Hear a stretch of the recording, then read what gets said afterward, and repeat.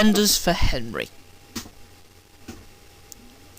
"I'm not happy," complained Gordon. "Your firebox is out of order," said James. "No wonder after all that coal you had yesterday." "Hard work brings good appetite," snapped Gordon. "You wouldn't understand." "I know," put in Duck brightly. "It's boiler ache. I warned you about that standpipe on the other railway, but you drank gallons." "It's not boiler ache," protested Gordon. "It's—" "Of course it is," said Henry. "That water's bad. It fills up your tubes. Your boiler must be full of sludge. Have a good wash out, then you'll feel a different engine." "Don't be vulgar," said Gordon huffily. Gordon backed down on his train, hissing mournfully. "Cheer up, Gordon," said the Fat Controller. "I can't, sir. The others say I've got boiler ache, but I haven't, sir. I keep thinking about the dreadful state of the world, sir. Is it true, sir, what the Diesels say?" "What do they say?" "They boast that they've abolished steam, sir." "Yes, Gordon, it is true." "What, sir? All of my Doncaster brothers drawn the same time as me?" "All gone except one." The guard's whistle blew, and Gordon puffed sadly away. "Poor old Gordon," said the Fat Controller. If only we could... Yes!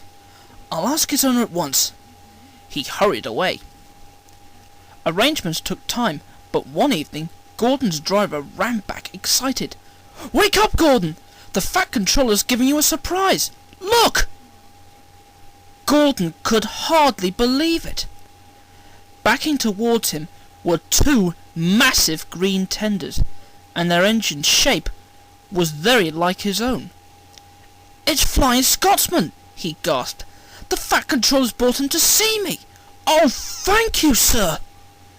Gordon's toot of joy was drowned by Flying Scotsman as he drew happily alongside. Next day, the two engines were photographed side by side. "You've changed a lot," smiled Flying Scotsman. "I had a rebuild at Crewe. They didn't do a proper Doncaster job, of course, but it serves. I had a rebuild too, and looked hideous, but my owner said I was an extra special engine, and made them give me back my proper shape." "Is that why you have two tenders, being special?" "No.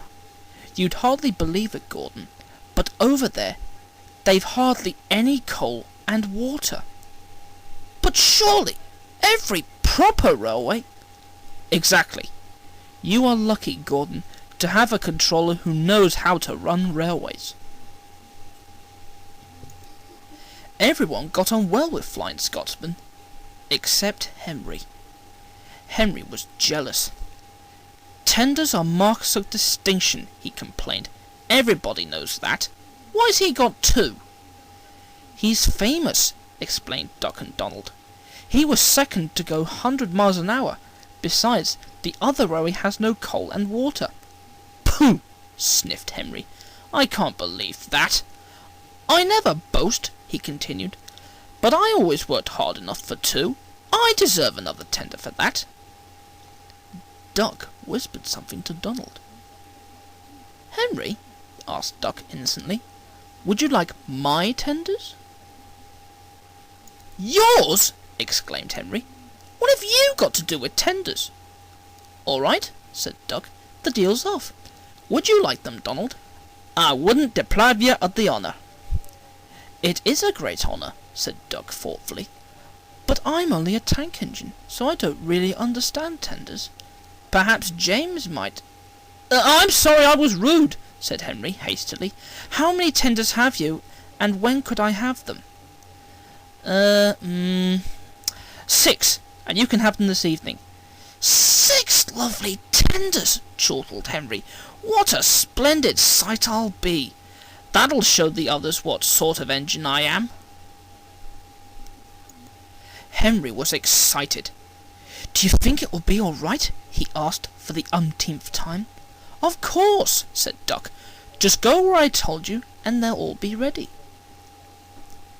Meanwhile, word had gone round, and the others waited where they could each get a good view.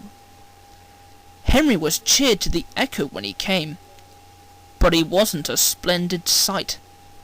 He had 6 tenders, true, but they were very old and very dirty. All were filled with boiler sludge. "Had a good wash out, Henry?" called a voice. "That's right, you'll feel a different engine now." Henry was not sure, but he thought the voice was Gordon's.